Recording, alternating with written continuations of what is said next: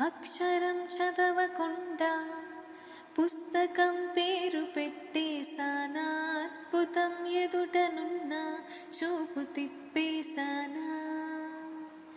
అంగుళం నడవకుండా పయనమే చేదు పొమ్మన్నానా, అమృతం పక్కనున్న విషములా చూసానా.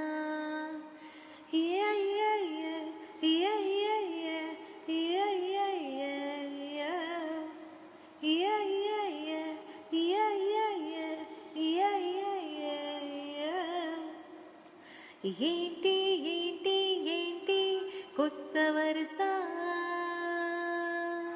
నాకే తెలియని నన్నే నేడు కలిసా.